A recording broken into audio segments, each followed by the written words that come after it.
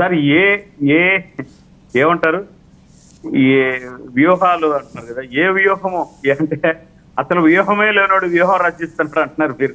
ఇది నాకు ఆశ్చర్యంగా ఉంది. ఇంకేముందా రచించడానికి? ఇప్పుడు మీకు 11 సీట్లు ఇచ్చారు అంటే ప్రజలు మీకు అవకాశం ఇచ్చారు. కనీసం ఎప్పుడూ ఓటమి మెరుగని పులివెందుల ప్రజలన్నా మీ మీద ఆశ పెట్టారు కదా. కనీసం ఆ ప్రజలకు కూడా మీరు ఏ సమాధానం చెప్తారు? అసెంబ్లీకి ఎగ్గొట్టి మేము ఎట్టా అసెంబ్లీకి పోలేము, పోతే వాళ్ళు అంటే తీసుకోలేదు. మీరు ఇదే మా నాయకుడు పవన్ కళ్యాణ్ గారు పదే పదే ప్రస్తావించాడు. అంతకు ముందు చెప్పాడు, మొదటి ఎలక్షన్లో ఓడిపోయినప్పుడు చెప్పాడు, మళ్ళీ ఇప్పుడు చెప్పాడు, ఈ రోజుకు మాట్లాడుతున్నాడు. అంటే మనిషి అన్నవాడు గెలుపోటములను తీసుకోగలగాలి సార్. అంటే నువ్వేం పెద్ద మోనోపోలీగా నేను గెలిపే, నేను జగన్మోహన్ రెడ్డి అని ప్రమాణ స్వీకారం ముఖ్యమంత్రిగానే చేస్తా, లేకుంటే నేను చేయలేను. నేను చూశారు కదా అసెంబ్లీలో తడపడినాడు ఆయన. రెడ్డి అనే మాట కూడా మర్చిపోయినాడు, ఏం చెప్పాలో తెలియక. నేనేమంటున్నానంటే ఆ మనిషి ఆ ఫ్లక్చుయేషన్స్ ఎందుకు సార్? ఇప్పుడు మీరు రాయలసీమ వాసిగా అన్నారు. రాయలసీమలో అనేక రకాలు. ఈరోజు రాజశేఖర రెడ్డి జయంతి వేడుకలు అన్నారు, మా ఊర్లో కూడా జరిగాయి. పాపం 4 బ్రెడ్లు 2 వాటర్ ప్యాకెట్లు రాజశేఖర రెడ్డి మాకు దేవుడని ఆయన పేరు చెప్పుకొని దోచుకొని దాచుకున్న నాయకులంతా ఆయన ఆత్మగన అంటే ఆయన చనిపోయినాడు, ఆయన ఆత్మగన మాట్లాడితే పట్టుమంది 10 మంది పేదవాళ్లకు పట్టిన అన్నం పెట్టలేదు, మీరు నా అనుచరుల తల ఎక్కడ పెట్టుకుంటారా అని అడుగుతుందేమో. అట్లుంది మా పరిస్థితి. మా ఊర్లో ఈరోజు చేసినటువంటి పుట్టినరోజు వేడుక 4 బ్రెడ్లు 4 ప్యాకెట్లు 4 సార్లు ఎమ్మెల్యేకి గెలిచిన వాళ్ళు. వాస్తవికత ఇది. అంటే ఒక ఓటమిని ఎవరు తీసుకోలేకున్నారు. మరి చంద్రబాబు నాయుడు గారు అంటే ఒక విజన్ ఉన్న నాయకుడు 23 సీట్లు ఇచ్చి ఎన్నో అవమానాలు చేస్తే ఒక్క సీటు లేదు, 2 చోట్ల ఓడిపోయినావు, ఆ గెలిచిన సీటు కూడా లేదని 1000 అవమానాలు భరించిన పవన్ కళ్యాణ్ గారు ప్రజలకు బాధ్యతాయుతంగా మీరిచ్చిన తీర్పును శిరసావహిస్తున్నామని చెప్పి ప్రతి డే 1 డే 2 నుంచి వాళ్ళకి అండగా ఉన్నారు సార్. అందుకే ప్రజలు నమ్మారు. ఎస్, వీళ్ళు కదా మనకు కావాలి, వీళ్ళు కదా నిలబడాలి, మనం తప్పో ఒప్పో ఓడించాం. ఒకవేళ ఏదో చాలా బాగుంది ఆయన రుద్దుతూ ఉంటే ఏ పన చాలా బాగుంది ఆయన నెత్తిని ముద్దు పెడుతూ ఉంటే ఒక ఓటు వేద్దాం అని పొరపడ్డారు. కానీ ఆ పొరపాటు తెలుసుకోవడానికి ఇక్కడ మహోన్నతంగా నాయకులు నిలబడ్డారు. వాళ్ళ ఓటమి ఏమీ చేయలేకపోయింది. ప్రతి విషయంలోనూ వాళ్ళకి అండగా ఉన్నారు. మరి ఈరోజు జగన్మోహన్ రెడ్డి నేను ఒప్పుకోను, నేను లేస్తా, నేను అరుస్తా అంటున్నాడే కానీ ఎక్కడికి రాలా. నువ్వు రా అసెంబ్లీకి. కొన్ని వందల మంది మహిళలను కూడా చూడకుండా వాళ్ళ ఫ్యామిలీలతో అవహేళన చేసినాడు. ఒకసారి వచ్చి చూడు, వాస్తవ పరిస్థితుల్లో నిలబడుకో, పోరాడు. అది కదా. నేను వెళ్ళిపోయి ఒక్కరోజు చూసుకోలేను అంటే ఇప్పుడు మీరు ఏమంటున్నారు?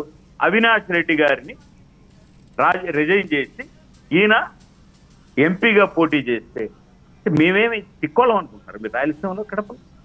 మాకు ఎంత మంచి అవకాశం. అప్పుడెప్పుడు 4,000తో రాజశేఖర రెడ్డి గారు ఓడిపోయారు.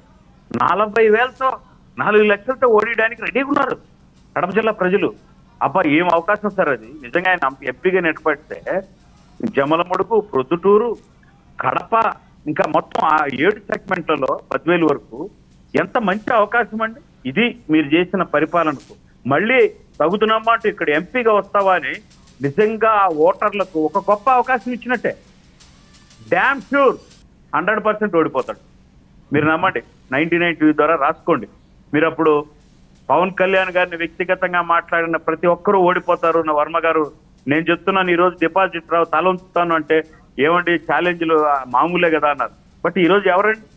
ఎక్కడ గేటు దాకా నిలినాడు, ఎక్కడ జోగి రమేష్, ఎక్కడ 21, 22, 23 వీ విల్ ఫినిష్ ఏడున్నారు వీళ్ళంతా? పేరుని నాని ఏడి, కొడాలి నాని ఏడి, ఆ రోజమ్మ ఎక్కడుంది? లేరు కదా. బట్ ఇప్పుడు కూడా అదే జరుగుతుంది. అంటే వాళ్ళకు ఒక ప్లానింగ్ ఉండదు. మీరు ఈడ ఎన్ని బీజేపీని మాట్లాడినా పేరుని నాని ఇలాంటి వాళ్ళు కూర్చొని మోడీ గారు ఇది తప్పండి, మీరు ఎలా కలుస్తారు అని కలవనీయకుండా చేయడానికి కొన్ని తోలుబొమ్మలు అట్లా ఆడారు. కానీ అక్కడ ఎవరో కాలు వచ్చిందో లేదో అనకు తలకనే చేతులు ఎత్తుకుంటూ పోతున్నారు. సార్ మా 4 ఎంపీలు మీకే అండి మద్దతు, రాజ్యసభలో కూడా మీకే అండి మద్దతు అని చెప్పి. బట్ ఈరోజు ఇదే మీరు అన్నట్టు ఆ కేసుల నుంచి బయటపడటానికి ఏం సార్? కేసుల నుంచి బయటపడటానికి ఇద్దరు కేసుల్లో ఉన్నవాళ్లే. రేపు పొద్దున్నే ఇద్దరు కూడా అనర్హులైతారు. ఒకటి అవినాష్ రెడ్డి, సాక్షాత్తు వైఎస్ వివేకానంద రెడ్డి గారి మర్డర్ కేసులు ఉన్నాయన, ఇంకొక ఆయన జగన్మోహన్ రెడ్డి. మొన్నటికి మొన్న అంటే ఎవరి మీద కేసులున్నా వాళ్ళు అనర్హులు అవుతారా? 100% సార్. కేసులు లేని రాజకీయ నాయకులు ఎవరున్నారు నాగేంద్ర గారు? 32 ఛార్జ్ షీటు, 18 ఈడీ కేసులు. వాటికి తీర్పు వస్తే అనర్హులుగా ఏమవుతారు సార్? వాటికి తీర్పు వస్తే నువ్వు వెళ్తే కదా. రాజకీయ నాయకులు చాలా మంది మీద కేసులు ఉన్నాయి కదా, అనర్హులు అంటే ఎవరో చాలా మంది లేచిపోతారు. ఇప్పుడు నాకు తెలిసి ఆమె ఎవరు, శశికళ కంటే ఇతని మీద ఎక్కువే ఉన్నాయి కేసులు. గబగబా చేసి ఆమెను అనర్హురాలు చేసినారు. ఇతను 10 సార్లు అనర్హుడు. వాస్తవికతగా అంతే కదా సార్. ఇప్పుడు ఆమెను దమదమా తీసుకొచ్చి ఆమెను అనర్హురాలు చేసినారు. బట్ ఈయన అంతకంటే 5 రెట్లు అనర్హురాలు. మనం చెప్పింది కాదు అది. ఈయనకి నిజంగా ఈయన చేసిన శిక్షలకు 400 సంవత్సరాలు జైలు శిక్ష పడాలని బొత్స గారే మాట్లాడినారు. అవన్నీ వాస్తవాలు. నేను ఇంకోటి, మీరు కడప గురించి మాట్లాడారు కదా. 400 సంవత్సరాలు జైలు శిక్ష అసలు ఎక్కడ ఉంటుందా ప్రపంచంలో? 400 సంవత్సరాలు మీకు వర్మ గారు మీకు తెలియదు. మీరు ఫారిన్ లో అక్కడ చేసినటువంటి చట్టాలు అంటే నేరాలను బట్టి అతనికి ఎన్ని సంవత్సరాల శిక్ష, అతని జీవితకాలం అనేది సెకండరీ. కానీ అక్కడ ఉన్నటువంటి లా ప్రకారం ఏం చేస్తారంటే వాళ్ళు ఇతను చేసిన చట్టానికి యాజ్ ఫర్ ఎన్ని రోజులు అర్హులు ఇతను అని చేస్తారు. చాలా మంది సైకోలు అంటే చిన్నపిల్లల్ని మర్డర్ చేసిన పడ్డాయి శిక్షలు. ఆంధ్రప్రదేశ్ ఇండియా వరకు మాట్లాడదాం, విదేశాలు మనకెందుకు లేండి, అక్కడ చట్టాలు వేరు. నేను అడిగింది బొత్స గారు చెప్పిన విషయాన్ని నేను ఇప్పుడు ఉటంకించాను మీ ముందు అంతే. రెండో విషయం ఏంటంటే, మీరు కడపలో ఎంపీగా నిలబడతారా లేరా అంటే వాళ్ళకు ఉద్దేశం లేదు.